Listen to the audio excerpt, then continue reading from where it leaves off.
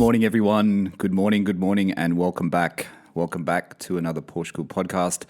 Usually, as you know, I usually do the introduction before Steve's online. Today, we're kind of a little bit all over the place. And also because it's a special...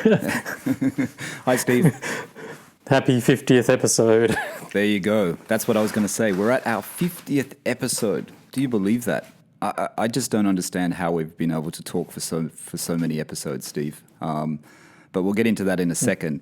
But welcome back, everyone. So this is Friday's episode. I hope everyone has had a great week. During the week, when was it? On Tuesday, the owner stories came up, which was, I can't even remember the number now. Is it 7, Steve? Was it owner stories 7? I don't know. I think it was owner stories 7. I have no idea. So we had Connor. Connor was from Salt Lake City in Utah. So Connor was talking about his Carrera 4S cab in a very special white, which I think, if I get this wrong, Connor, excuse me, but I think it's called cream white. It's not a PTS color. It's a special color. It's a bit like crayon, I think, now. But it's a special color, but not a PTS color.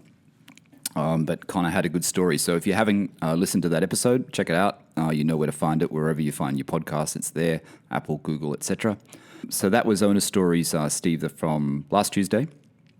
Mm-hmm. I just recorded another episode for PorscheCooled Owner Stories, which is with James. James is from Melbourne. James has actually got a really good story, and Steve knows a bit about this already. James has owned over 20 Porsches. So this is a really different story to what we've had before. It's not his first 911 or his first Porsche. It's not his second. He's owned over 20 Porsches. And those Porsches include cup cars. They include air-cooled. They include water-cooled. And they include transaxle. So if you're wondering, if you've been waiting for an episode like that, that's the one to listen to, and that's coming up next Tuesday with James from Melbourne. So it's really good. So he's quite serious then? Yeah. He's quite serious, and he's thinking, what are you Muppets talking about?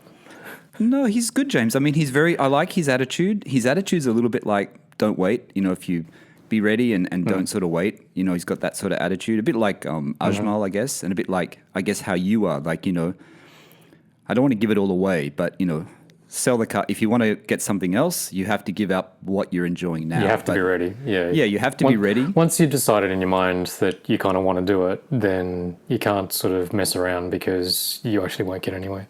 Yeah, true, Steve. And it's things move too quick. Yeah, exactly what you did when you know, Steve had his 993 Carrera, right, Steve? And you sold it well in advance before you got your GT3, right? It was a few months, I remember you were without it. Yep.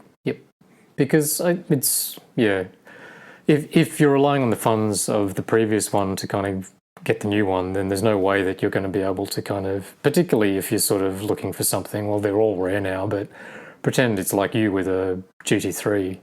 If you have to kind of trade your 997 in for a GT3, you're going to have to sell that first because if you need the funds to kind of do it. You won't be able to move quick enough on your GT3. Unless I win a lot of money at the casino. Yeah, or this somehow makes you rich. Which I'm assuming at this point it's not. I'll have to learn how to gamble. Is that a segue to your Patreon things? I'll have to learn how to gamble first before I can win money at the casino. What were we saying? So James is coming up next Tuesday. Another great owner story. The owner stories we're going to keep doing at least up until Christmas. I mean, this has mean keep doing as in every week. As I originally said, Steve, as you know, we weren't going to do these every week. I was going to do them every second week. It's turned out to be every week. They're getting really good downloads. People are listening to them. So as long as that keeps up, I'll keep doing them every week. Hopefully I can keep going till Christmas. I have 2 or 3 more people on the wings waiting. And then we're going to come and revisit 2 people who have been on the podcast before, which is hopefully Ajmal and Nick, which, you know, I want to talk to both of them again, which I think they both said yes, so hopefully they haven't changed their mind. Patreon, we're going to get into the 50th anniversary in a second, Steve. I'll let you... 50th anniversary? 50th episode, Are you talking about a car or are you talking about... 50th episode. We've got to sort of correlate it with Porsche, right? 50, how do you say, what is it? Jahre, 50 years, you know, the anniversaries. You got any German fans? Jahre. Nick would know. Nick speaks German. Okay. All right, so we haven't got any new members of PorscheCooled exclusive this week, so that was a bit upsetting. But if you want to join PorscheCooled exclusive, it's $5 US a month, and I think it's about the same in euro and pounds. They convert it for you, as I've always said.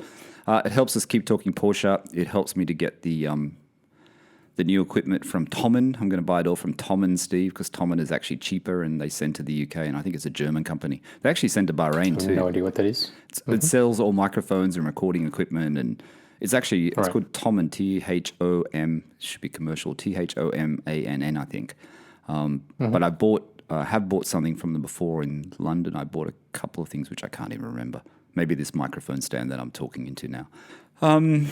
So that's that. Apple reviews, as Steve always tells us, they help us get noticed on Apple Podcasts. They help us climb up. They help us climb up the charts. They help us be seen, basically. So we've had quite a lot of Apple reviews. We've had 2 more reviews this week. One from 9974GTS_KS, and I know who that is. That's actually Kestas. Kestas is from Italy. Kestas lives between Rome and Florence, and he bought his first 911 and drove it. I think he drove it through Switzerland. Sorry, Kestas. I mean, you messaged me, and I don't have it in front of me. But I think you said you drove it back home, so that would have been a fantastic drive. The other person that gave us a good review on Apple Podcast is Bazza, and Bazza, I'm guessing, is Barry from the UK. Barry from the UK is Patreon member as well, and Barry owns the GTS, and Barry's coming up in an upcoming owner stories, which I hope to record via Zoom when I'm in London. I'm off to London on Saturday, Steve. Actually, Friday after, 2 in the morning, Saturday morning, we leave for London. Get ready for the stick. Yeah, stick. What stick? How many times are you got to get the stick? Twice? We don't have to get it in London. They don't test you. What? No, they don't test you. This is how crazy it is. There's no tests in London. You literally fill out a form online, and then you go through the customs, and then you have to quarantine for 2 weeks. Unfortunately, because UK is in lockdown, Steve, we normally hook up all our deliveries for our groceries. Luckily, Natasha booked in a slot and booked in our groceries with Waitrose about 2 weeks ago. So we have that slot. We cannot get any other slot. There's no other deliveries, not even with Ocado, which is the other company, because of the lockdown. People are just, So that means we actually are legally allowed to walk to the supermarket and get our food. Because you can't get it. You've already tried to get it. Because we can't get it online, I mean, the delivery that we have coming when we arrive on the 2-week quarantine is, it'll last us, a few days. That's it. Lasts us probably 3 or 4 days. Don't you have to prove to Boris Johnson that you've starved a little bit first? Yeah, I know. But, as I keep saying, Steve, it's still better than the Sydney situation. I read an article in the Daily Mail, and it had the guy who did the 5-2 diet, that health guy, I forget his name. And he's in Australia to do a TV show, and he's in quarantine in a hotel room. And he was trying to make it sound like it wasn't that bad, but it really is bad. I don't think it would be pleasant. No.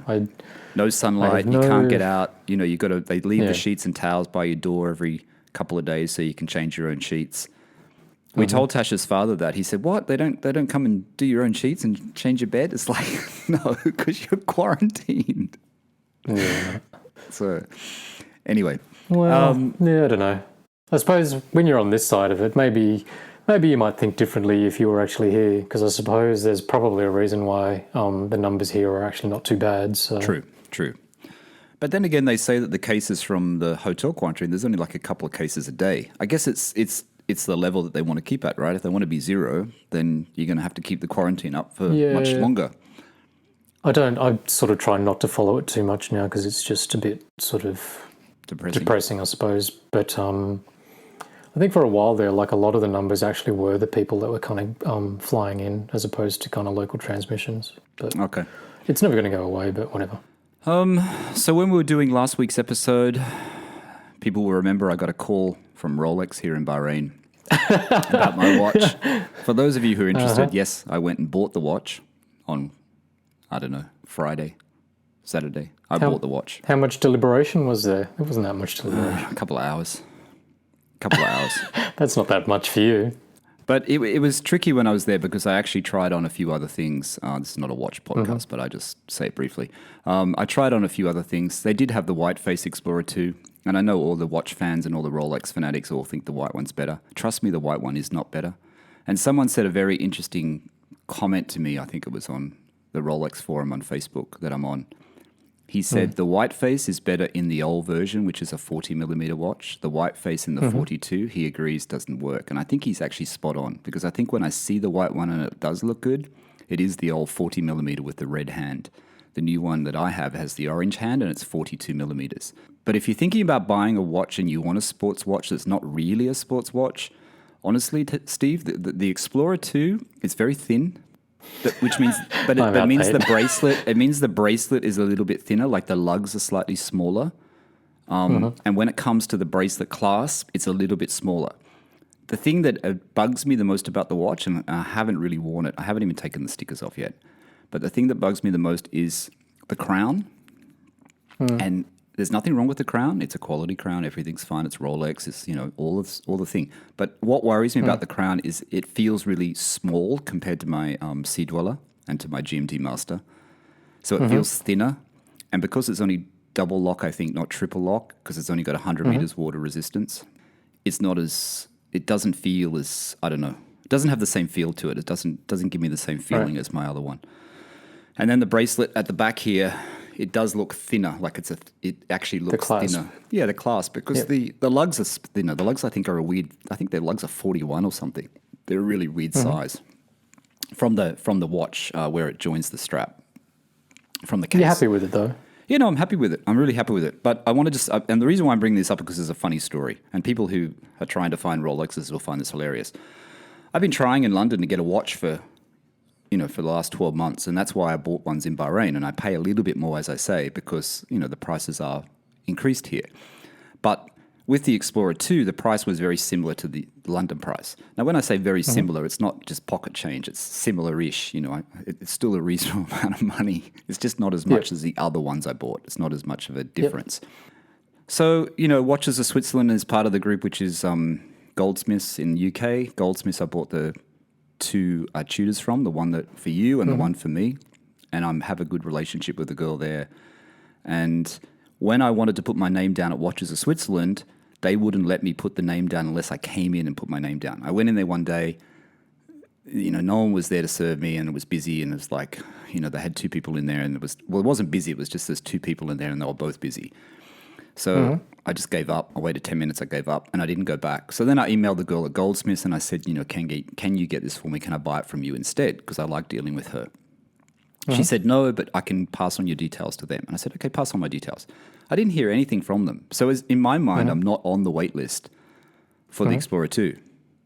Well, apparently I was, because yesterday I got an email saying my Explorer 2 has arrived. Do I want to take it? It's just that they never bothered to kind of talk to you. No communication. So I had to turn it down, of course, because I don't need two. So it did actually come in. So there is hope for people out there who think they're not going to get a watch. I mean, I did have a bit of purchase history because of the two tutors and because of my relationship. And I keep coming back. Anything with this, Stephen, it's like cars as well and Porsches and everything. It really is. It's not about how much money you have. It's about the relationship you make with the person in the watch store. You know what I mean? You don't have to be a millionaire. It's pretty. You just have to have the relationship. When you think about it from a just a pure kind of consumer point of view. Yeah. I don't know if I really kind of agree with it. I get how the whole system works, and you reminded me of. Have you ever watched? You probably heard of David Lee, the really famous Ferrari collector in the States. Yeah, he's a guy you want to be friends with. Yeah, and he owns that watch store jeweler as well. But I remember kind of watching some of his old kind of YouTube things, and basically he was sort of saying, like, to really get into the kind of proper Ferraris, you just obviously need to kind of suck it up and, just kind of buy like gazillions worth of Ferraris over and over and over. But not many people can afford to do that. And it doesn't mean that they're less passionate about, like in your instance, Rolexes or whatever else. But Porsche is like that. I know I'm sort of saying the obvious, but Porsche's the same. Did you see? Did you see that? But they weren't always. They weren't always like that. It's No, only they weren't. now. But did you? There's a couple of points I think are interesting about. Let's just talk about the Ferrari thing first. With the Ferrari thing, if you have to buy, we just got a new Patreon member. I just had the notification come through, so there you go. I'll do a shout out at next week's episode because I can't look at it during the podcast. With the Ferrari, like you have to buy X amount of Ferraris before you can get. Yep. If a special one comes out or if something else comes out, right? So you have to buy X amount. But honestly, if you have to buy 3 Ferraris, like TGE on YouTube, he said that, when he bought that Pista from a dealer, that blue and yellow Pista, right? He had to buy another car to get that car. He actually bought an FF Ferrari in apparently like some not great color as well that he had to resell. And he had troubles. I think he said in one of the episodes, he had troubles reselling it. But he had to buy that car so that they would sell him the Pista. Yeah. Now, I guess at the time, Pistas were hard to come by, the Ferrari Pista. But, I've got to buy 3 Ferraris or 2 Ferraris before I buy one. Why wouldn't I just buy a Pista that is £200,000 above list? Because you can't spec it the way that you want? No, but I mean... But he didn't buy it new either. See, he didn't buy that car new. That's the thing I found weird with him. Yep. I guess if you can spec it from new and you spec it exactly how you want and you're going to keep it, I guess, or you have to spec it in a color that you know is going to give you money when you resell it, right? So you buy the right spec. Okay, correct? Yep. Yeah, but it's pretty fucked though. Sorry about my language, but it's pretty fucked. I don't agree with it. And then Porsche. I don't either. But what about the Porsche thing? Sorry, Steve, go on. No. I'm nodding and agreeing with you. Like, I get because again, from a marketing or customer relationship sort of thing, they're just sort of breeding kind of an air of exclusivity kind of thing, which is smart from a kind of marketing brand building point of view, but not to the point where you have to kind of buy like a shit car to kind of buy a supposedly kind of good car, or the same with Rolexes, like more so with Rolexes, like the fact that if you really have to.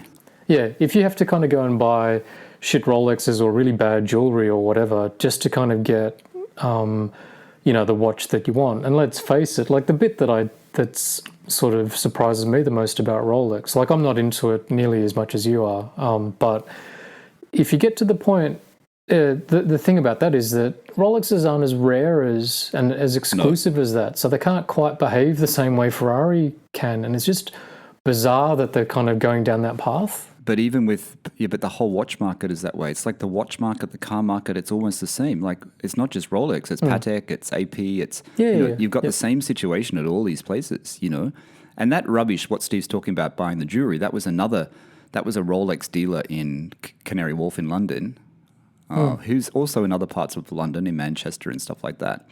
But honestly, them telling me I had to spend $100,000 or whatever in jewelry to get on the list for a Rolex, this is why watches are Switzerland. At least they put me on the list. I got a watch. Now, bear in mind, it's not one of the new 2020 models, which probably is a different matter. And I have actually responded to them and put out a feeler if they can about the 2020 model that I want, the 2 models, one of the 2 models.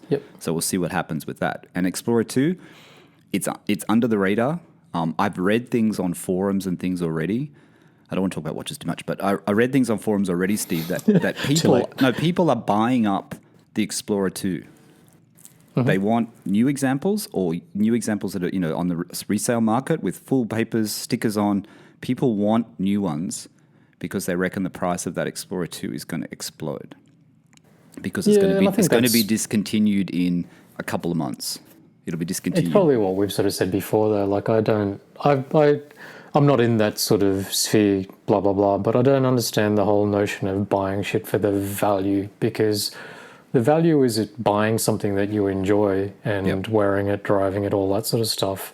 If you're buying because you sort of, it gives you jollies because, like 1 minute you sort of paid 20 grand for it, the next minute you doubled your money. But if you've got no intention of selling, that value means naught apart from a little bit of bragging rights. It it validates you, makes you feel a little bit smarter and stuff like that. But otherwise, I don't know. It's just a bit of a weird kind of system. Yeah, because you're not in the market of selling your watches. I mean, Steve has a lot of watches, but you're not in the market of selling them, right? But it does make you feel better that, okay, I paid that. So now I haven't lost money. You don't lose money on watches. Yeah. Usually yeah, you absolutely. don't. If you buy it correctly, you won't lose money. You know what I mean? But for example, if you're sort of saying that people are out there kind of buying Explorer 2s like what you've kind of got because they think that it's going to run out, blah, blah, blah, are they buying it because they actually like the watch? Or are they buying it because they're trying to kind of cash in on it? No. And if I was buying to cash in, I would have bought the white face. Yep. Which I didn't. Yep. So I know you're not in that basket, but it's a funny old thing that all these kind of luxury brands are kind of getting into. And the other sort of weird one, like whilst I'm ranting, I'm not in a great mood, so I'm probably just going to say like a whole bunch of shit. Today on the podcast we have grumpy stuff.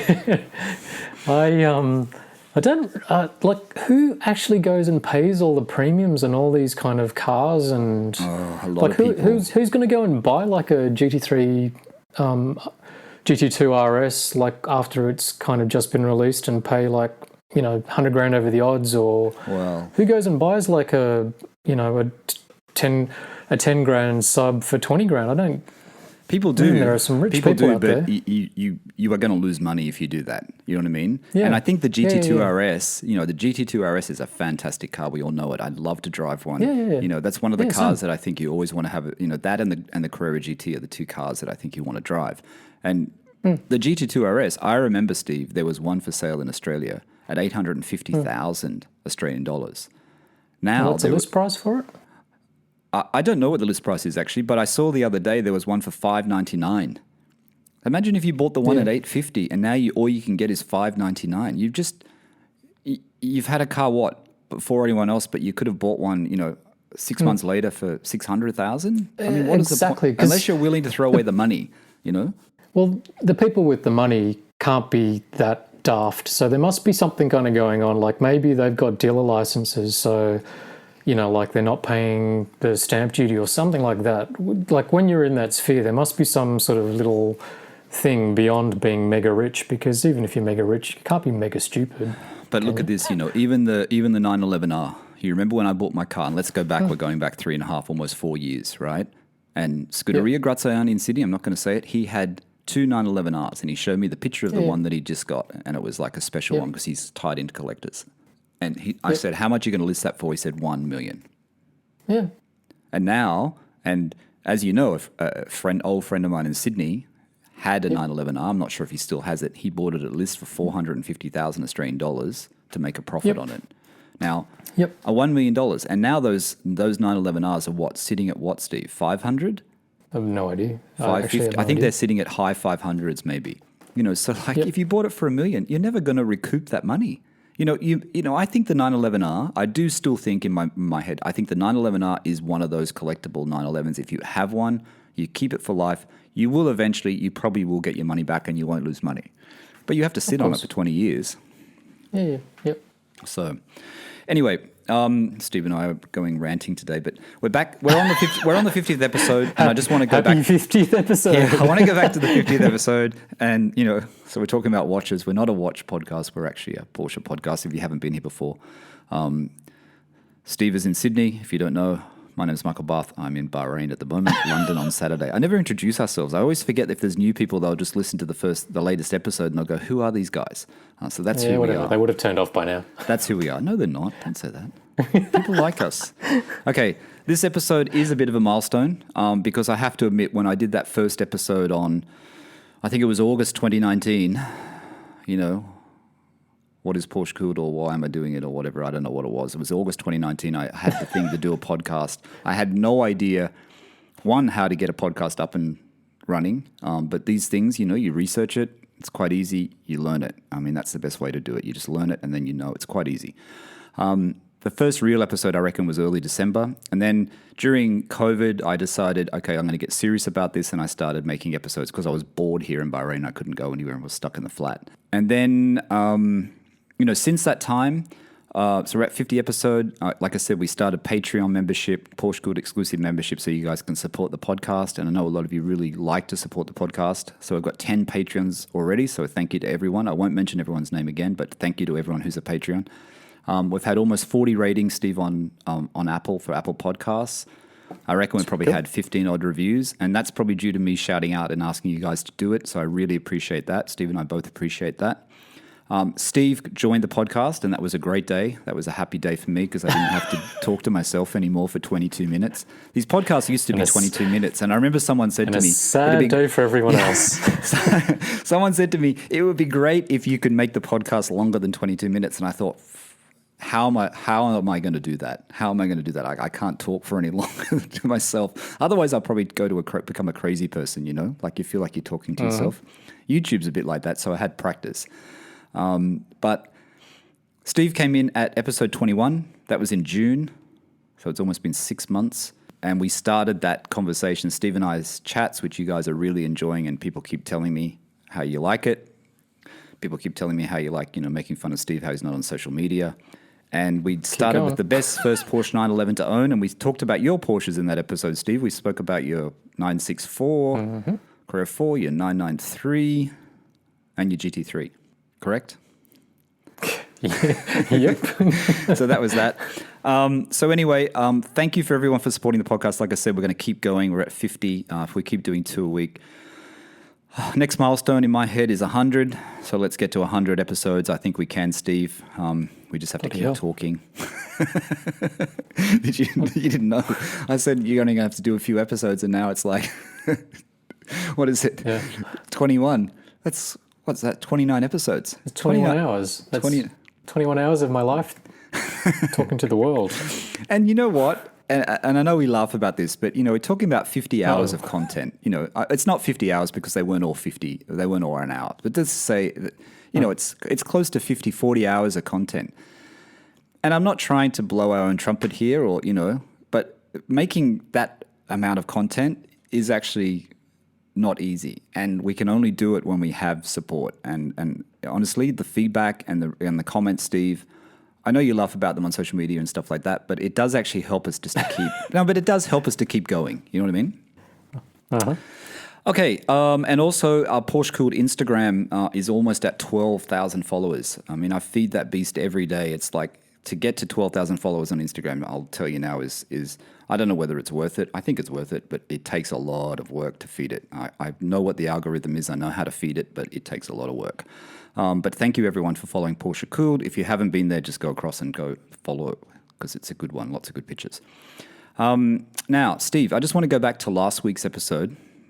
And last week's episode, you were talking about the tires, and you had to go to I think Grounded Auto House or someone else just to check, because you want to get your Weiss Gold wheels and switch out your wheels on a regular basis because, I don't know, you're bored, I guess. So one day, one day you'll have black wheels and the next day you have gold wheels. I don't know if you're going to do this every day. Every morning when you wake up, you go downstairs and get your jack out, and you need to get one of those lifts. I want my wife to kick my ass. You need to buy a lift. Yeah. You need to buy a lift like James did, or Amateur. Negative. I live in an apartment. But anyway, okay, so update us on the tyre situation, the TPS thing. I think that's interesting for people. Yeah, so I reached out to Auto House, and they're super busy, but they got back to me as they always do. They're always very good to me, and it's not as easy as I was kind of hoping in theory. So if the idea is that you've got 2 sets of wheels with tyres, obviously, and you want to set up the TPMS sensors on both of them so you can basically swap them as much as you want. Like, clearly, use me as example, I wasn't going to do that every week. I'd probably do it every kind of 6 months. Right. I was trying to figure out whether this was kind of possible because the tire pressure monitors is obviously kind of like making sure that it's sort of functioning every time you kind of switch them over. Yep. The answer that I got was it might be possible, but there are no guarantees. The first part of it was that, I don't know if you remember, I was deliberating between just getting the OE parts from HUF, which apparently just branded kind of Porsche for the factory kind of thing. Where is that company from? Germany, I think. So Grant said to me he reckons that you definitely have to get Porsche ones. You can't use the aftermarket ones. or the Okay. HUF ones. So that's, I think, sounds like I reckon the difference is probably, instead of being maybe $300 shipped to Australia, it's probably, I didn't price them, but when I looked it up online, it looks probably, my guess will be maybe $500-600 out of Porsche Australia if I ordered it from a dealer or Auto House. I think they can supply it. So That's Grant not too said bad. to me, this is just on a sort of kind of weird kind of time-filling whim. But he said, look, so I'd have to go to the factory things. He could probably kind of give it a go. He'd have to kind of code them all out sort of very specifically. And I did notice he sort of mentioned that when you kind of flick through the system on your in your car, there's the option for kind of summer and winter tires. So I think he was alluding to the fact that you could code a set as your summer tires and then code the other set as a set of winter tires. I was going to ask you that actually. Yeah, but he wasn't 100% sure whether or not. Well, he sort of said that he wouldn't know for sure if it would work until we literally kind of tried it.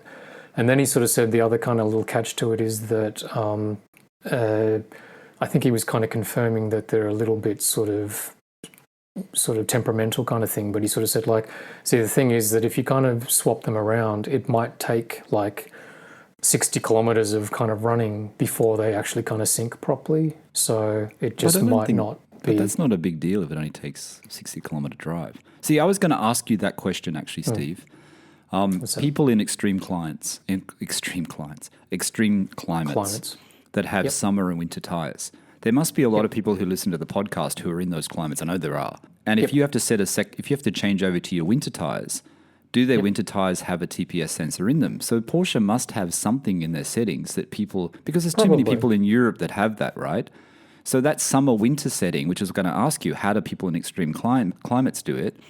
So maybe that is the option. Maybe someone who's listening to the podcast who does this, who has TPMS monitors, isn't it? TPMS monitors. In 2 sets of wheels. In 2 sets of wheels. Maybe they can send me a DM and tell me how it works. I'd be interested. Or just how reliable or unreliable it is. Look, part of the reason for reaching out to Grant was not just because he's sort of the guy that I ask. Like, I've known Auto House guys for more than 20 years. So they're really good to me. They always look after me. Steve's 25 now, by the way. Yeah. So I've known them since I was 5. But I also kind of I assumed that I sort of pondered, like, what did the track guys do? But they rightfully sort of said to me, track guys don't rely on tire pressure monitors because they're constantly bleeding their pressures on track to kind of adjust and all that sort of stuff. So basically nobody in that sphere relies on the tire pressure monitors. So look, the end result, like what I was sort of chatting with Grant about, and actually, sorry, Grant and Chris at Auto House, who also helped me, they both called me back, was I kind of arrived at the notion of, I don't really know if this is worth it, because it was really just because I've got a set of Weiss gold wheels sitting in a cage downstairs, and it would be kind of nice to be able to switch them backwards and forwards. But they're happy though, these wheels. Really the end of the world. They're not being mistreated, everyone. They're in a cage, but they're not mistreated. Yes, they're not.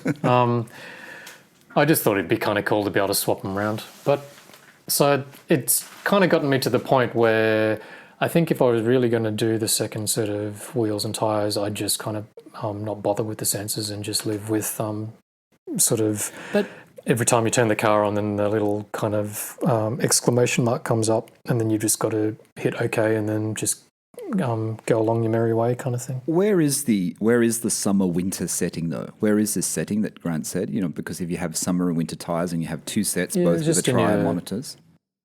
It's right in front of your eyes. It's not in the PCM in terms of the console where I've replaced it with the it's on your Pioneer dash system. It's in the dials. So you can just fix it up in the settings and say what it is. Yeah, look, you know, if I was really, really kind of wanting to do it, then I could give it a go, and I could potentially hose, you know, the cost for the sensors plus then getting Grant to kind of code it. He sort of said that it was a little bit more complicated to kind of do the coding, and he said that he was the one that literally does it there. You almost want to try it though. Maybe you should Not ask. if it's going to cost thousands. No, I don't think it's worth it. Would you ask Porsche South Sydney for a second opinion on what they say, on how they work around it? The parts department. Would you ask them? I don't think they'd be able to answer. Like, Sarah at South Sydney Porsche is really good in terms of parts and everything. But I can't imagine why they would have a differing kind of opinion or whatever else. And like, ultimately, like I sort of said, it's not whether you can or can't do it. It's probably more that like all of this for something that even if you can do it, but it still costs like, I don't know, call it $1,500. I'd kind of go, it's not really worth it. Just because you get so many nails in your tyres, though. That was what we were saying last week, that it would help you. Yeah. Okay, there's another question I want to ask you, and I think I've had 3 messages about this in the past week. Yeah, go. No, I have actually. I've had 3 messages about your shifter knob. People keep asking me about your shift knob. I had a question about, someone asked me what the weight of the knob was compared to the stock. Compared to the stock one, is a big difference in weight? So I know why you're asking, because I used to love, like in previous cars, like those Momo sort of metal aluminium, or whatever it is, the stainless balls. So like it's like an original MX-5. The gear knob was weighted, so it actually kind of felt really good in your hand. Right. The wooden one's lighter, so if you kind of think about how it kind of pivots when there's more weight in the actual kind of gear knob, then I think it sort of makes the throw more positive. Okay. The downside to the wooden sort of gear knob is that it's lighter by far to like whatever. I mean, your standard factory Porsche thing is sort of plastic. So it's a better feel. It does actually have more weight in it. Yeah. Just to refresh people, because it's from Carbone. Carbone is in Poland. Mm-hmm. It comes with the knob. It comes with the metal shaft, the metal rod, and it's an easy fit, right, Steve? You fitted it quite quickly. Yeah, it's really easy. Like pulling the existing thing. There's tons of YouTube kind of clips, but you only have to watch 2 of them, and then you'll kind of figure it out really quickly. And then I think most of these things are pretty standard. Like there's a couple of little Allen bolts that you just have to kind of get into, and just to tighten it all up. Okay. But yeah, because no problems, like even for a mechanical imbecile like me, it's dead easy.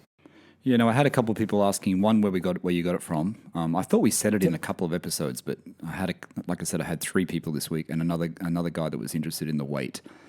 So I think you've answered those questions. But it's Carbone. Go to Carbone. Carbone, car-bone. I did send somebody, I think in Australia. Actually, this wasn't last week. This is before that. I've actually had a lot of questions about that shifter when I think about it a lot, more than anything else. I also sent them Joel's. Yeah, I sent someone Joel's email too. And the question I want to ask you is, did you order the black one? I'm still waiting to hear from Joel. Okay. He's a busy boy. And like you, I understand your sort of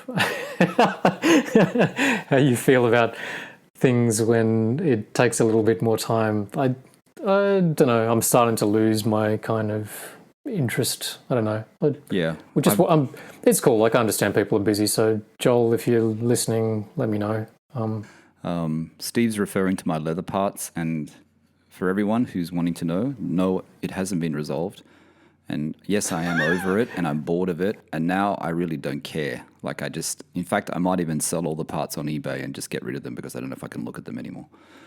So that's where I am. But I am in a bit of a way this morning, so that's probably the reason why I'm thinking that. But I'm just over it. It's just boring. I find it boring and just wasting my time now.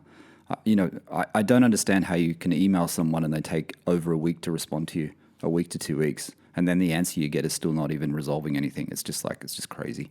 Did you listen to? And I think I might have asked this last week, and I've told some other people to listen to it. Did you listen to the Smoking Tyre podcast with I forget his first name, Serio and Cam Ingram? I mean, I listened to it. Yep. I listened to it because I wanted to hear Cam Ingram, which is Porsche Malone, which his father is the Ingram collection. I thought he'd be talking a lot about Porsches, and he did a bit. And I think he's interesting. Yep. But it was interesting to think about the auctions, right? Isn't Serio Seinfeld's guy? No, I don't think so. I thought he was the dude that sort of sources a few of Seinfeld's I don't know if he has. I know Seinfeld's guy is an older guy that he's friends with that's been around for years, and he was on one of the podcasts, I think, with Spike or was Is Spike. that the same dude? I didn't think it was that guy. Okay. I don't know. I could be wrong. I may have got it wrong. He was on Spikes or Smoking Tire. Really? I didn't think it was Sorry, that I haven't guy. slept much, which is why I'm so kind of weird today. No, I didn't think it was that guy because of the way he spoke. The other guy was a bit more modest. That's how I'll say. I thought the other guy was much more modest, so I don't think it was the same person. I could be wrong.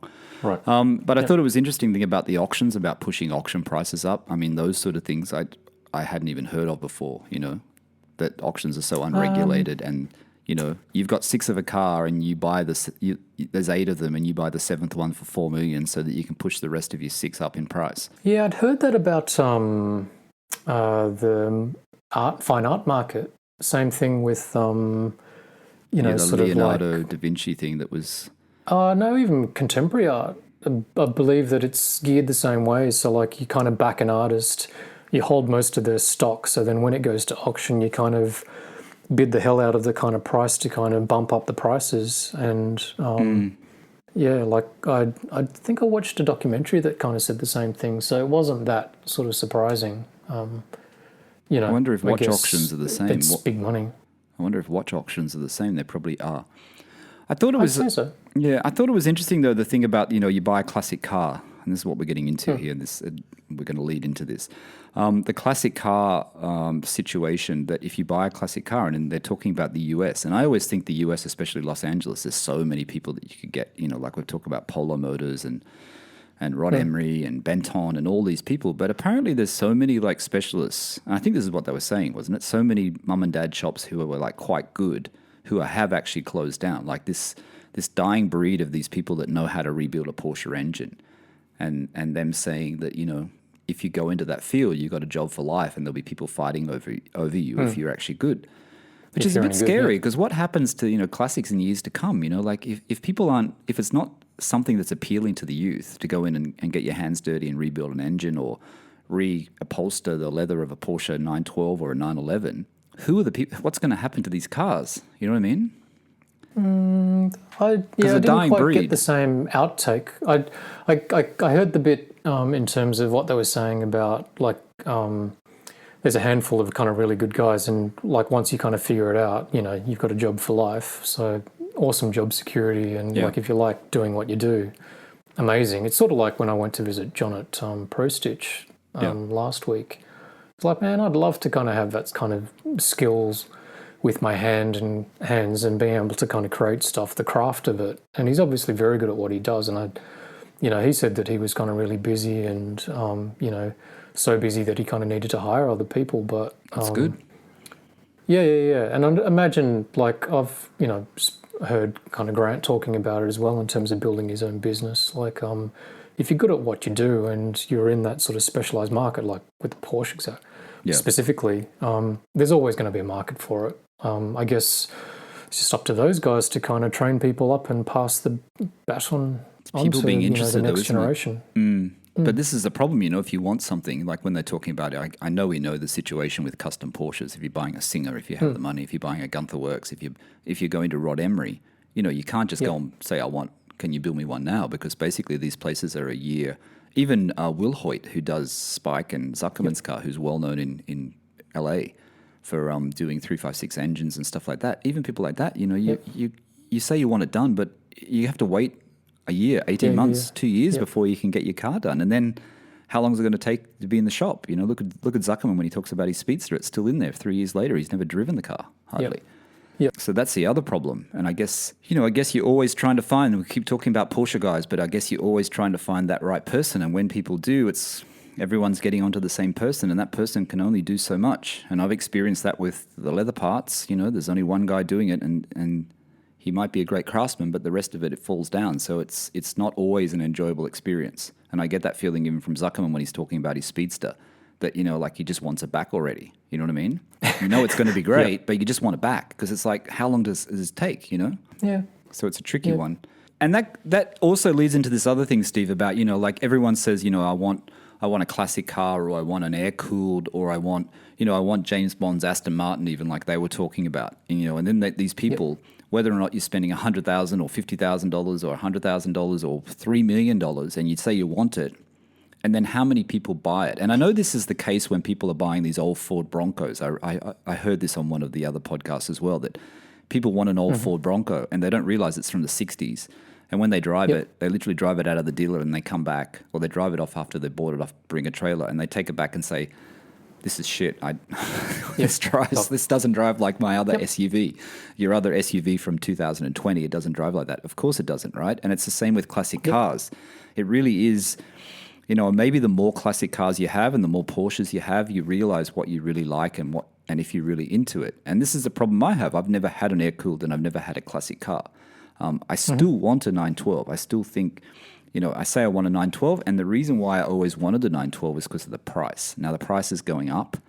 If the price of a 912 gets close to a 911T, and Steve and I both watched Jay Leno's video, and you should go to Jay Leno's garage and you should watch his video with his sepia brown 911T that he's restored, and just listen to it. And I'm telling you, how about that video, Steve? After you watch that video and you hear the sound and you hear Jay Leno talk about it, it's one of his better videos, I reckon. Maybe because it's about Porsche. But go and watch that video on Jay Leno's garage. That sound of that 911T, but if a 912 gets to a value close to a 911T, I mean, I'm guessing the T's have to always go up, but there must be a ceiling. But if the 912s reach that level, well, I'd rather have a 911T. You know what I mean? Even being the 911T being... A T will always be more expensive, though. It will be always a bit more expensive, but is it better to jump that money to get a six-cylinder? I know the T is the entry level. There was, for people that don't know, there was the 911T, E, and then S. So the T was the start of it. But it did have a six-cylinder flat six, not a four-cylinder like the 912. But, this is a problem, isn't it? Yeah, I don't know. I'm no expert, but I'd make an assumption the six-cylinder is always going to be better than the four, and the six-cylinder is always going to be decent amount more expensive. So it just feels like the prices of all of them are pretty much kind of going up. I don't think a 912 is going to hit the same price as a T, is it? Wow, they're getting up there, mate. They're really getting up there. I actually asked James about the 912. I asked him about prices, actually. Listen to that story because it's a good one. It comes up next Tuesday because he's very, he has a good insight. And he thought that, the one in Australia for 90,000 was way too expensive in his mind. It was way too expensive. Yeah. He's very realistic when it comes to cost. He's a bit like you, actually. He's very realistic when it comes to cost. And I think he's had that experience in buying and selling so many of them that he, but he said 92,000 for a 912. He would rather get a cheap. He said you'd be better to buy a cheap 996 GT3. Pay a little bit more and get a really cheap 996 GT3. Just find the cheapest one you can. And he said you'll enjoy it. You'll enjoy it much more than the 912. And so I would second that.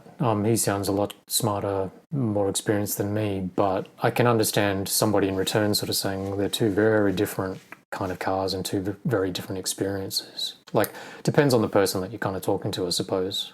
Yeah, and I want to get onto how you went and saw your uncle and you drove a classic car because, you wanted to get the feel whether or not you could get into a classic. I was testing myself. Yeah, classic 911. And I know that video from Jay Leno helped. I know when you watched that, I knew it would have sparked you as much as it sparked me because it really. I know he only did minor sort of improvements, but he did enough to still keep it very classic. He got a lot of parts for the interior from Stoddard, which is well known. Stoddard's one of the main places where people get parts for. He did the Webers, right? He did a few things. He fixed up the suspension. He put the proper suspension that everyone puts on, which is not Bilstein. It's the other one, isn't it? What is it called? Did he have conies in his? Conies, which most people put on classic 911s, 912s. So he really did a really great job with the car. I think the paint he just left. He didn't have to redo the paint. It was just stuck in a garage somewhere for years. Yep. But I think it's really interesting because, and I just want to go back to James, and I don't want to give away too much from the episode. And James, if you're listening, I'm using you as a reference point because I found your story really, really interesting for me. And, he had at one point, and you'll hear this in the story, he had a 98, he bought a 98 996. It's on his Instagram. It's in white. Yep. I think it looks amazing in white. I never realized how good that car looked in white, the shape of the curves of the 996. And that 996 had I think it's a M014 package or MO14 package. It had the sports package. And the sports package, for those that don't know, in the 996 was basically, I think it had sports seats, it had sports suspension, and it had a limited slip diff. That's what I read online. That was what was in that package. I'm pretty sure that's the package he had because it had a sports package. And he said that 98 996 Carrera, he enjoyed driving it more than the 993 had before that in the 993 Carrera. He said it was a better driving experience. Now, he said it's not necessarily all 996s, all water-cooled are better, but that particular one, because the 98, and he chose a 98 996 because the 98 is the lightest out of all the 996s. It's the lightest one. And it had other things too. I can't remember what he said, but he said he actually enjoyed that. And he talks about it in next week's podcast, next week's Owner's Stories, that he actually enjoyed it much more than 993. And I thought that was really interesting because I didn't expect it. You know what I mean? I expected him to say that the Aircooled was better. I'm not saying it's his favorite. I'm not saying it's his favorite car. It's just that he said when he went into the 996 was still better than the 993. And I guess this is that thing, do you want air-cooled or do you want water-cooled? And I guess you have to experience everything to know for sure. That opinion isn't that surprising to me. That sounds very much like what my uncle would kind of say. Who's, my uncle's a car guy, owned like God knows how many cars. And it does make sense if you kind of you think about it. Like, there's a reason why the car is newer, like 10 years, however long it is between generations of 911s, like if it's 8 years or 10 years or whatever. Technology moves on. They're kind of pretty bloody smart engineers that pour millions of dollars into it. So they're making the car literally kind of better from a, performance, ride and handling, all of that sort of point of view. It's subjective as to whether or not that's the experience that you kind of want. But you can't kind of beat progress in terms of... I'm not surprised that there'll be people that kind of would say that. Like it might not apply to somebody kind of like me because there's this very specific kind of experience that I sort of want, which is, bit raw, bit noisy. It doesn't, the fact that something kind of necessarily might handle better, but it might be sort of more muted and feel a little bit more disconnected, it works against it for me. Like the payoff probably doesn't kind of work. Right. Hence why... I didn't really kind of consider a 996 nor did I consider a standard kind of Carrera or Carrera S because I kind of knew that I wanted like the sort of the rawness, which is actually kind of more sort of the old feel, which is kind of why I knew to get from a 993, the only way I could really go was a GT3. Right. But I think James. But I get the point that's being made. Well, I think because it was a 3.4 litre 996, the very first one, the 98. You know what I mean? But as he said, because it had that that package on it, that sports package, maybe that transformed it and made it a lot better. Maybe, I don't know. Like I'd be really curious to listen to it. It might be similar to when you listen to Jethro Bovingdon talk about his car. I know his has sort of been worked, but it wasn't always kind of. Maybe it was kind of fairly modded when he bought it, but the way he kind of describes it is similar. And I think actually he's always sort of said that I don't think he kind of felt that 993s were that great to drive. It's weird though because if you look at forums and that, you always think that 993 Carrera is going to be better than a 996 Carrera. You know what I mean? But maybe it's the way it's spec'd and the way it is and the year and all those things. Everything comes into it. Yeah, I think. It's interesting because, like when I owned the 993, everybody kind of raved about it sort of thing. I obviously kind of loved it to bits. But I reckon the difference is, or for me, the way that I kind of think about it is that my car was honed, I think, out of the box. Like I remember driving my uncle's kind of standard 993 and it was... I can understand sort of people like Jethro or maybe James in Melbourne or whoever it is sort of saying, it's not really that engaging. I'd kind of agree. It wasn't until it was sort of slightly tweaked that all of a sudden it kind of, was a little bit more like my 964. And it made it like a hell of a lot more interesting. Yeah, yeah. So... All right, so all my talk about 912s and classic 911s, Steve's starting to get the feel that maybe he needs a classic. You need an old 911, an old 911S or something. So to see if you actually like driving an old car, you went over to your uncle's and you drove his classic BM. Tell the listeners about that one, Steve. So you've heard me kind of bang on about my uncle. He's got like numerous cars. He's just kind of massive rev head. So he bought two BMW 1974 2002s. One of them is a TI, the other one isn't. He's had them for a while, but they've been in and out of shops kind of getting different mechanical things. One of them had, I think both of them had work on the gearbox and a little bit of paint work, a bit of trim work. He's sort of at the point where he just loves his kind of cars and he's kind of tinkering with the old things.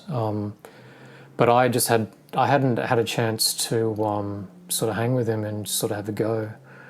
So because you've been talking about vintage cars, like as in 912s so much, I thought I should make more of an effort to kind of go and see what it's like. So I went and visited him last week or the week before, I can't remember, and I had to go in both. And it was a bit of a test for me to kind of see, I can't remember if I said this on the podcast or whether I think I just said it to you, which was I had this sort of kind of pondering whether or not I was actually kind of mature enough in my car taste to actually appreciate like a vintage car, because like obviously it's going to be slower, rougher, you know, all of that sort of thing, might be a bit clumsy in the kind of gear shift, all of those sorts of things. I sort of wondered whether or not I'd actually kind of appreciate it, or whether I'd just kind of go, oh shit, like, you know, I just don't really kind of like it. And I think my uncle was sort of expecting me to kind of be like that, because I think he just sort of thinks of me as, you know, his, you know, 20-year-old nephew that rev head likes to kind of have cars but kind of, you know, make them louder and do stupid things to them. And because he's not a modder, like he tends to buy cars and not really, you know, sort of leaves them bog standard. Anyway, so jumped in both of them, and they were amazing. They're so cool. They're not quick, but you know that bit that you're not in it for that kind of reason. The thing that sort of most impressed me was the sound. Yep. One of them's got can't remember, was it Weber's or Solex? I think it was Weber carburetors on it. Right. And that wasn't the TI, obviously, because that's the first. So what does he have? An S and a TI, does he? I don't know what the non-TI one was. I guess that's just a standard one. So a 2002 and a 2000 TI, which is the one that everyone wants. Or was it TII or TI? TII. Yeah. TII, yeah. And the TII's got was the first fuel injected instead of the carbs, but the one with the Webers sounded heaps better. Like nothing wrong with the TII, but it was just so cool to kind of drive. No power steering, which is kind of interesting. Like, yeah, it'd be weird. I can't remember which car of mine had no power steering, but and again, I think that was one of those things where you kind of go, oh, are you really sort of like appreciative of it? Because like the weight in non-power steering, when you're kind of moving slowly, you can imagine is a deal breaker for a lot of people, but wasn't. For me, it was like, oh yeah, this is cool. Like once you get it going, it's, you know, once you're not parking and everything, it's perfectly fine. And it reminded me of, I can't remember which car of mine had no power steering. I think it may have been the MX-5. Right. How's the interior of the 2002s? Is it okay? Does it hold up all right?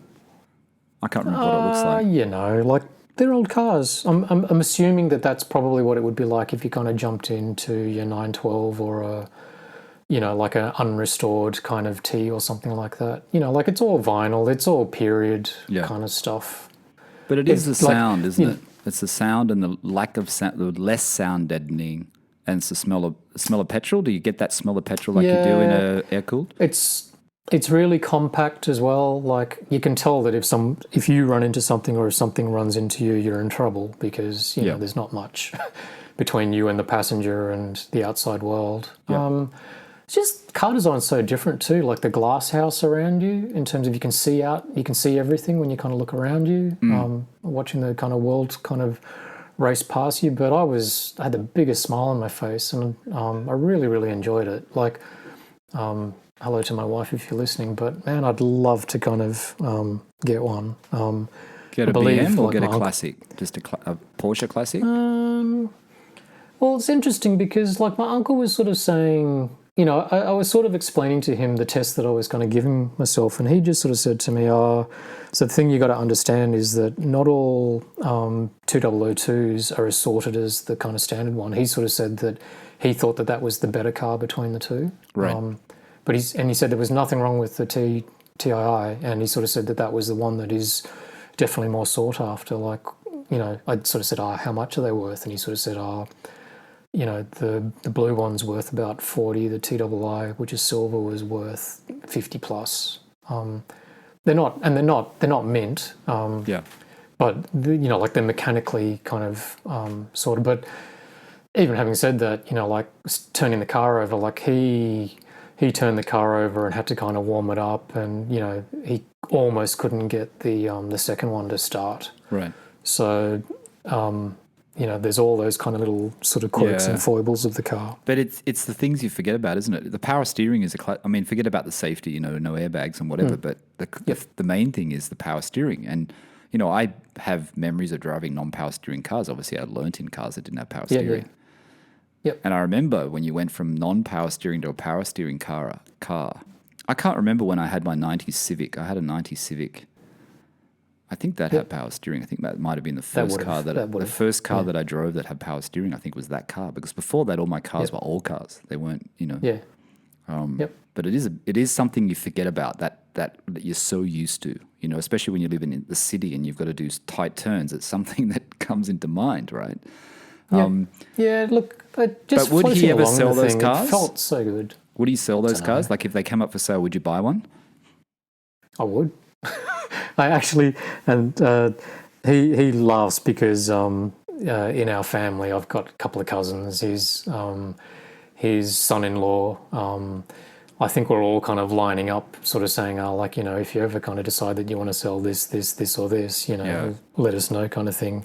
He sort of said that you're all talking shit because he had a M2, which he literally just sold, and apparently one of my cousins kind of said, like, why didn't you tell me? And he sort of said, because I know that you're not going to buy it, so don't waste my time. Yeah. So is that so maybe a classic BM or a classic Porsche? Depends on the price, right? Classic BMs, I guess, are cheaper. You're talking about me? Yeah, you. No. So dead set realistically, like, unless I win the lotto, no chance. Like, I don't have the money, and you know, like where my kind of life priorities are kind of heading at the moment. When you get your new house, no, you can get extra cars. When you got to make sure you buy a house, Steve. Steve's looking for a house, everyone. Yeah. When you buy a house, you got to make sure it has a 4-car garage, and then you have a reason to buy a car because you have to fill up the garage. Yeah. Like, but you know, call it a different time and place. Like, if I had the means, would I kind of go there? Yeah, I reckon I would, because. To all the listeners, Steve would have bought it already. To all the listeners, Steve would have bought it already.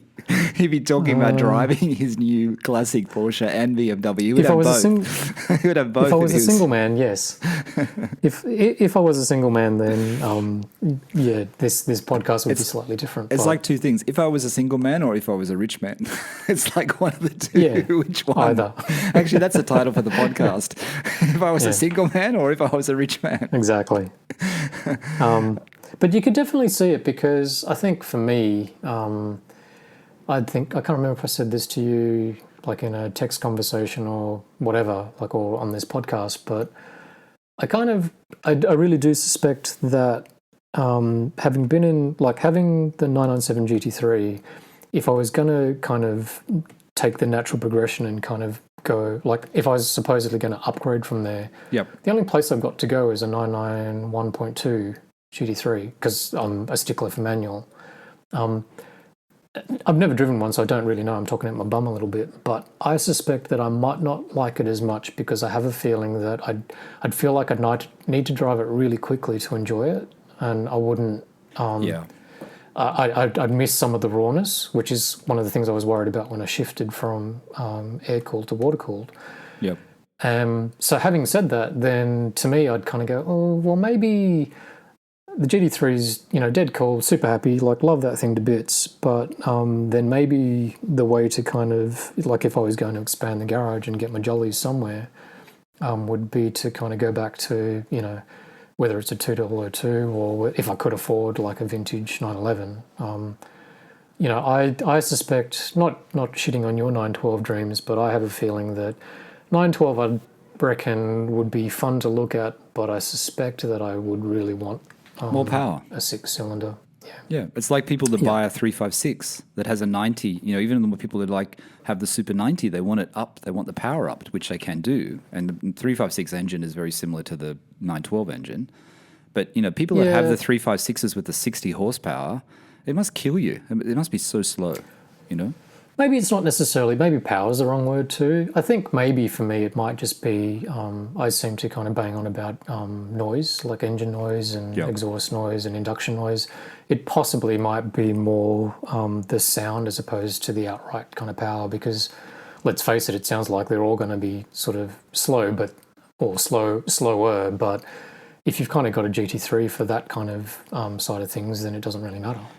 But that's why when I sent you that 911 T1 from Jay Leno, that kind of disproves that. Like, it kind of shows you that, it's not going as fast. It looks like it's going fast, but it sounds amazing. You know what I mean? So if the sound and that feeling is good enough, it doesn't matter about top speed, I think it's sort of like a bit of a momentum car too. Like in my uncle's 2002, I tried to kind of take it round, some sort of sweeping kind of curves and just putting your foot flat to the floor and sort of seeing how it kind of felt. And it doesn't feel like all wobbly and unstable. It's really kind of fluid and nice. It doesn't feel, again, I'm nowhere near the kind of, nowhere near sort of sliding it or anything like that. I'm not good enough driver to kind of go and jump in a car and do that. But just, you don't need to kind of drive it super quick to kind of get to sort of have fun in it. Like, I'd imagine driving up the old kind of pack highway or going down south or whatever in that car would be mad fun. I don't think you'd have to go very fast, but I reckon you'd be smiling the whole way.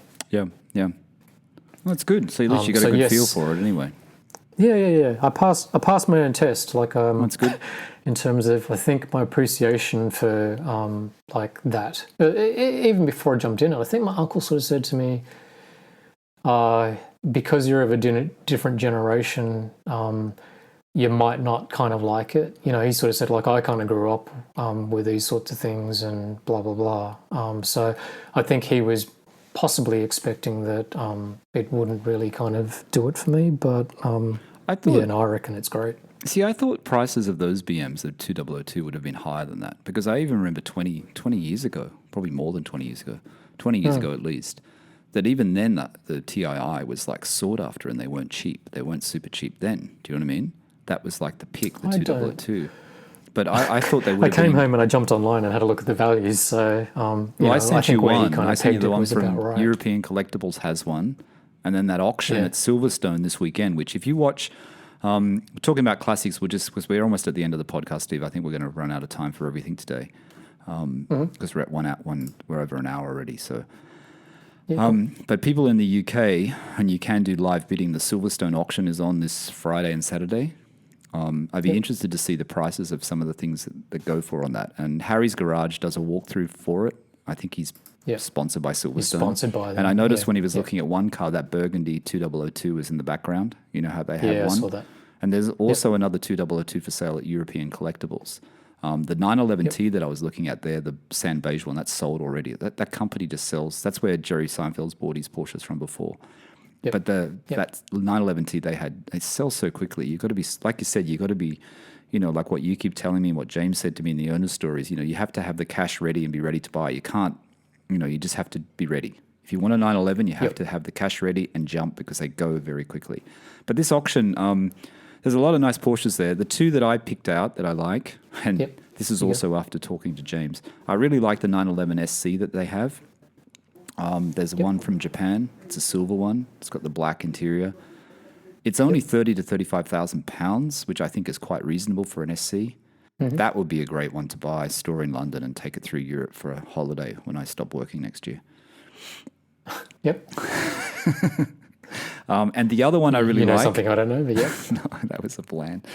Live the life. The other one that I really like, of course, there's many there, Steve, and I picked out, I know there's a few that you will like, which are more the, there's a couple of, I think there's an RS there as well. There's a 993 Turbo there, a 98. There was a 968 Club Sport. James was telling me that the 968 Club Sport and Riviera Blues sold already. He knows who used to own that car. He said, I knew the previous owner and I know who's bought it. He said that just sold straight away. But at Silverstone auction, there's a 993 Carrera RS, which is estimated 180,000 to 210,000 pounds, but it's in the perfect color, the yellow. So that was a pick. Yeah, that was a pick. Yep. There was also a 911 2.7 RS Touring, a 1973 one.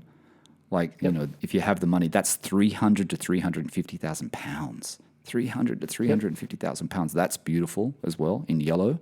I don't know what that yellow is called. What's that yellow called? Did you see that one? 2.7 RS Touring. The other one I saw, Steve, which I really like because I'm there was a 993 Carrera 2 in black, 1996, lot number 441, which is a 3.8 Carrera, but it's got the X51 pack on it, the power pack.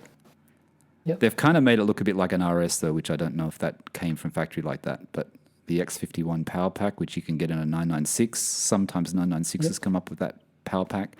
The 50th anniversary 996 911 had that X51 power pack, which is supposed to be quite good.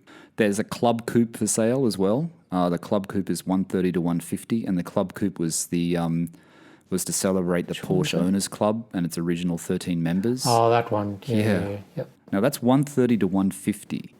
I don't know if it's a Carrera S or not. Is it a Carrera S? I'm not sure. It's got cappuccino leather and it's Brewster green, but the green is pretty nice. That'll probably be worth money in years to come. And the one that I really like is what's the name? What do you call it? Sport Classic. Sport Classic. They've got a Sport Classic, everyone. And you see it on Harry's Garage. He actually shows you it. It's 240,000 to 280,000 pounds. I think the one that sold in the US was about 560,000 US dollars recently, plus fees, plus auction fees. So that's about right. But there is one there. Have a look at it. 997 Sport Classic. I know some people. Polarizing car, that one. Yeah, I know some people say it's not that special, huh? I think Zuckerman and Spike were talking about it. They didn't think it was that special. Yeah. I think it's special. I think they're wrong. I think this doesn't. Just the price. Oh, this one's not right. Right. Sorry, Steve. Oh no, it has the seats. Sorry, I thought it had plain seats. No, yeah, go on. I think it's just more about the values. I don't think anyone. I was having a little kind of look to. I think somebody posted one on Instagram, and I just kind of flicked through the comments. I think it sort of feels like everybody kind of agrees that it's a pretty cool looking car. There's bits in it that I actually don't like. I don't like the exhaust tips. I hate the sort of lights, how they've kind of got the white bits and then they're more white than they're red. So most people kind of go, yeah, it looks amazing, but Jesus, is it really worth, like the money that they're kind of asking? It's gone a little bit crazy though. I mean, I bring up that story, and I remember this vividly. Dutton's had one, and I remember seeing it. It was for sale, and it lasted. This was years ago when it came up, and it was only $299 then Australian dollars, which is what, $220 US, less, probably $210 US at the time. So whoever bought that car is, it's probably worth. Well, I was just looking at. I'd looked it up just before we kind of jumped on and started chatting, and the last time the Sport Classic was at for sale at Classic Throttle Shop. Yep. The asking price here for an example that has 13,777 kilometres is 850 grand. So there you go, everyone. 850,000 Australian dollars. Classic Throttle Shop. Classic Throttle Shop is in North Sydney in Australia. And it sells a lot of rare cars, classic cars. Yeah. So that 850, so that's about 600,000 US, right? That's close to. So that's about the value. It's sitting at 600,000. I don't know how old this ad is. It just kind of came up when I did a quick search.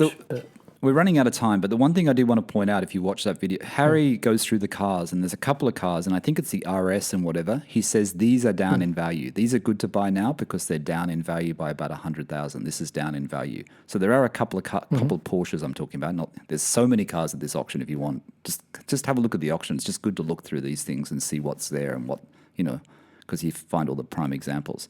But he did actually say that a lot of the prices were down, Steve, on some of these Porsches. Because I thought it was the other way. I thought Me too. Prices were up because everybody was kind of bored during COVID and spending their money on cars rather than holidays and stuff like that. It was the RS, I think. I think he said it was the RSs were down in price a bit. Right. I think. You have to watch the video again. I think it was. All right. I think we're at time, mate. I think we'll leave it, and I think we'll keep our other... We're going to talk about a couple other things. I think we'll keep them to next week. Let the listeners hear about that next week. I think that was a great episode. Cool. 50th episode, Steve. We did it. 50. Happy 50th episode. Happy 50th episode. So we're still going strong for now. So thank you for the support. Apologies for my grumpiness. You didn't sound grumpy. Didn't I? Before we started, I just want to say a little thing to finish. Before we started this podcast, Steve's neighbours were on the balcony and they had the music on, and neighbour was singing. Badly, really badly. Really bad music and really bad singing. So when we weren't quite sure if we could actually record it, so you guys would hear this awful singing in the background. But luckily he stopped. Yeah. All right, mate. Thanks for doing that. I know it's been a rough day, but thanks for doing it again. Oh, good. Cheers, man. All right, we'll see you next week. Oh, you're flying. Yeah, I'm flying 2 a.m. on Saturday morning, arrive into London at 6 o'clock Saturday morning. So bloody hell. That sounds like an ordeal and a half. Well, yeah, it's a bit. Safe travels. All right, mate. Thanks, and I'll talk to you next week from London. Cheers, mate. Thanks, mate. All right. Thank you, everyone. Thanks for listening to the PorscheCooled podcast. Like I said, that was Steve, all the way from Sydney, Australia, in his study, in his studio, and I'm in Bahrain for now. Thanks for listening, and bye for now.